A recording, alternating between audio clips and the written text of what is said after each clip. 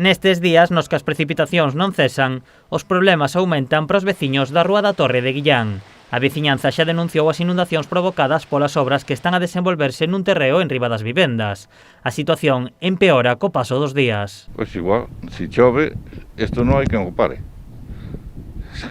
O problema, se non chove, estaremos tranquilos, pero se chove, isto é un mundo de Dios, de terra que moveron aí. Isto non o para nadie. As últimas choivas afectaron principalmente a un dos veciños. As trombas de auga derrubaron o muro da finca e a encheron de barro, incluída esta pista deportiva. No, ao contrario, ainda vai a peor, isto cada vez está peor. De feito, ali na finca do chaval este que está onde a noite entrou a agua toda, os animales, como vedes, tenos por fora, un Cristo, está facendo un arraso isto. A auga e a terra cae dende o monte embarrando toda a zona, incluídas as vivendas e o lavadoiro. Os técnicos estiveron hoxe limpando o barro, pero para os veciños iso só é un parche. Este é un parche, nada máis. Isto non arregla a nadie. Se ven moita máis, porque non foi tanto que choveu tampouco.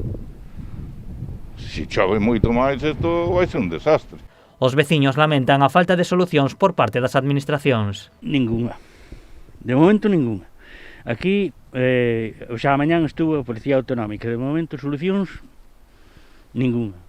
Nada, non nos din nada, non sabemos nada, non. De feito, non sabemos nin que vai pasar con isto, nin como vai quedar, nin. Aquí nadie deu explicacións de nada. Pero o que máis teme a veciñanza é que se faga unha plantación de viñedos tan preto das súas vivendas. Os sulfatos e todo eso, vámonos chupar nós. Porque eso dan os contratores que nos dan cunha maquiniña aí como facemos nós. Pero isto é que non pode estar así tan perto das casas.